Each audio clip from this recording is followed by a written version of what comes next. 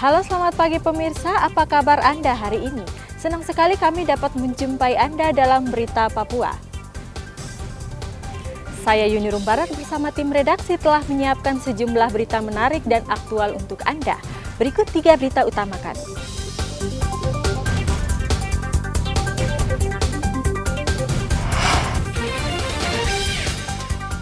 Aparat TNI Polri berhasil kuasai 11 distrik di Nduga. Ratusan jemaah haji asal Papua Barat dan Papua Barat Daya berangkat ke Tanah Suci.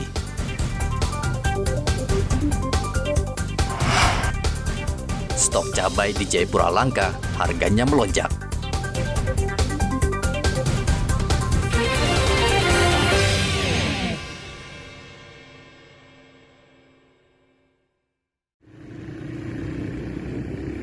Aparat gabungan TNI Polri yang tergabung dalam Satgas Damai Kartens terus meningkatkan patroli ke sejumlah distrik dan ibu kota Kabupaten Nduga. Patroli dilakukan untuk mencegah gangguan keamanan yang dilakukan kelompok kriminal bersenjata KKB di daerah tersebut. Kabupaten Nduga merupakan salah satu daerah yang rawan konflik. Di Kabupaten Nduga terdapat 32 distrik dan 248 kampung.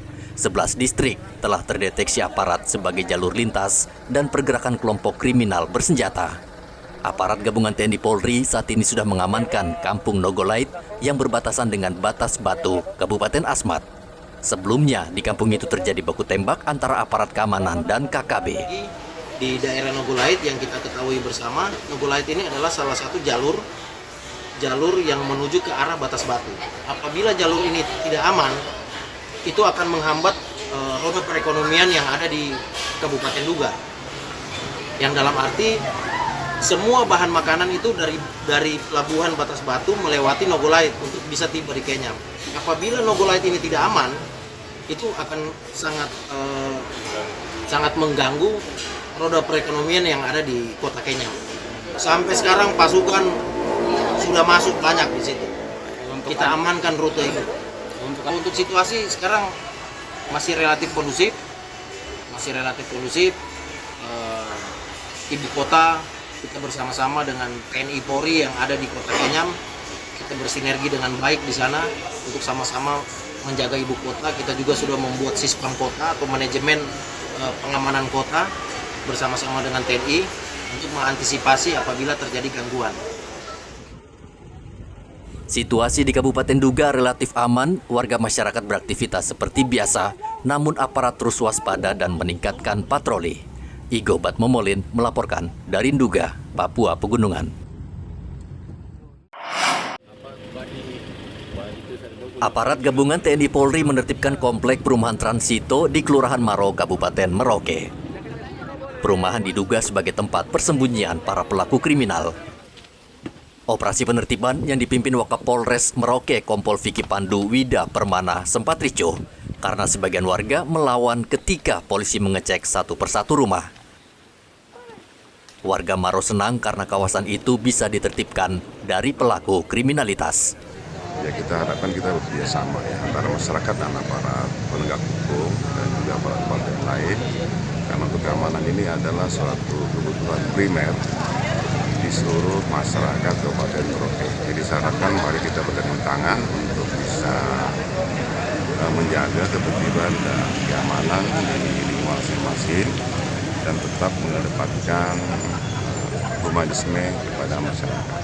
Untuk pemetaan kerawanan nanti dari pihak kepolisian, bagi saya ya mungkin bisa kita tempatkan atau pos polisi di sana untuk mengimbangi daripada tindak pidana yang akan muncul di masyarakat. Dalam operasi itu polisi meringkus seorang pria yang diduga pelaku kriminalitas dan saat ini pria itu tengah menjalani pemeriksaan di Mapolres Merauke. Muhammad Ridwan melaporkan dari Merauke, Papua Selatan.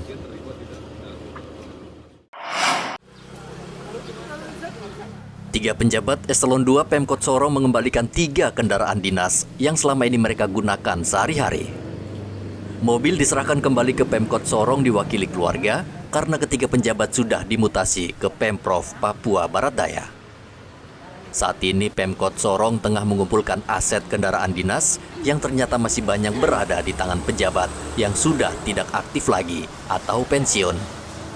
Langkah ini merupakan bagian dari pengawasan aset daerah bekerja sama dengan Lembaga Anti Rasuah atau KPK. Rudi Laku, penjabat Sekda Pemkot Sorong, mengapresiasi ketiga penjabat yang mengembalikan aset Pemkot Sorong. Dan tindakan ini bisa memberikan contoh kepada penjabat lainnya untuk segera mengembalikan kendaraan dinas. Uang yang akan digunakan aset yang akan kita tarik kembali sesuai dengan aturan. Ya, dalam proses seperti ini kami dapat supervisi dari KPK ya, untuk memperlancar kegiatan ini karena KPK akan selalu datang ke sini memantau terutama aset yang ada menjadi kewenangan pemerintah daerah. Kemarin yang dikembalikan hari ini ada 2 yang ready, artinya siap untuk jalan. Cuma ada 1 yang memang ada masalah sedikit, ya, makanya ditarik. Saya petunjuk ke dari KPK bahwa harus ditarik ke kantor BPKD. Jadi kemarin sudah ditarik, itu ada kerusakan dan memang mobil ini jenis Ford yang memang informasinya itu di spare partnya sudah agak susah karena sudah di kantor pos sudah tutup ya di Indonesia makanya agak kesulitan untuk jadi spare part ya, nanti kita usahakan apakah itu dalam perbaikan. KPK saat ini mendorong pemerintah daerah menertibkan aset pemerintah untuk menekan tindak pidana korupsi. Salah satunya dengan melakukan pengawasan dan pendampingan kepada sejumlah Pemda di tanah Papua agar bisa mengelola aset dengan benar dan sesuai aturan yang berlaku. Seluruh kendaraan dinas yang dikembalikan nantinya akan diberikan kepada penjabat baru.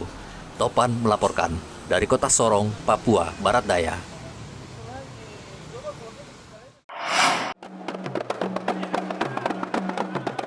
Jemaah haji dari Kota Sorong dan Kabupaten Sorong Senin kemarin bertolak ke embarkasi Makassar.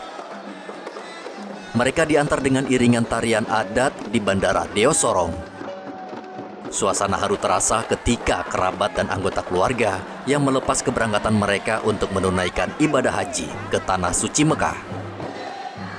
Mereka berharap bisa bertemu kembali di tanah air dalam kondisi yang sehat. Di Makassar mereka akan menginap 1 hari, lalu esoknya mereka akan bertolak ke Madinah, Arab Saudi. Rombongan haji dari kota dan Kabupaten Sorong dibagi dalam 2 penerbangan ke Makassar, pagi dan sore. Jemaah haji Kota Sorong akan berangkat menuju ke embarkasi Makassar. Gelombang pertama ini kita berangkatkan kurang lebih 185 orang. Jadi 185 orang sesuai tiket yang kita pesan dan yang lainnya akan berangkat pada sore hari bersama dengan Pak Wali Kota. Jadi pesawat yang jam 3 itu gelombang kedua. Kita akan mendahului bersama 185 jamaah yang sudah siap berangkat. Kondisinya sehat semua Pak ini Pak? Alhamdulillah tadi kita cek terakhir semua jamaah sehat dan siap untuk diberangkatkan. Rombongan jemaah haji Kabupaten Sorong berjumlah 80 orang. Sementara itu di Manokwari, Bupati Hermus Indau melepas 175 jemaah haji asal Manokwari dan Manokwari Selatan yang tergabung dalam kloter 19 embarkasi Sultan Hasanuddin Makassar. Acara pelepasan dilangsungkan di Gedung Sasana Karya, kantor Bupati Manokwari. Sebagian besar jemaah haji ini sudah lanjut usia, sehingga membutuhkan perhatian serius dari petugas haji. Mau menang dan merasakan benar sendiri, buang jauh-jauh sikap arogan dan meremehkan orang lain, bangun rasa kasih sayang, bersemangat kebersamaan, berkuat persaudaraan, berkokoh persatuan, kembangkan jiwa solidaritas, pupuk sikap toleransi dan saling hormat, menghormati serta berakhlak karimah. 723 jemaah haji asal Papua Barat dan Papua Barat Daya resmi diberangkatkan ke Tanah Suci melalui embarkasi Makassar. Ratusan jemaah haji tersebut masuk dalam kloter 19 dan kloter 20. Gubernur Papua Barat Paulus Waterpauw melepas 723 jemaah haji yang ditandai dengan penyematan kartu tanda peserta haji dan pemberian bendera. Mohon didoakan Juga doakan kami di pemerintah untuk terus setia, sabar, tekun, melayani bapak-bapak, ibu-ibu, anak-anak, cucu-cucu, dan semua umat yang ada di tanah Papua Barat maupun juga di Papua Barat Daya. Ya. Saya juga berharap para bapak ibu calon jamaah haji biar nanti berangkat kita semua berdoa semoga dalam perjalanan lancar, dilancarkan semuanya apa-apa yang menjadi doa dan juga harapan dari bapak ibu para jemaah sekalian bisa boleh kita di tanah suci Al-Karamah. Pelepasan diliputi suasana haru. Pengantar berharap para jemaah haji bisa menjalankan ibadah dengan baik dan lancar dan tiba di tanah air dengan selamat. Tim Liputan melaporkan dari Sorong, Manokwari, dan Makassar.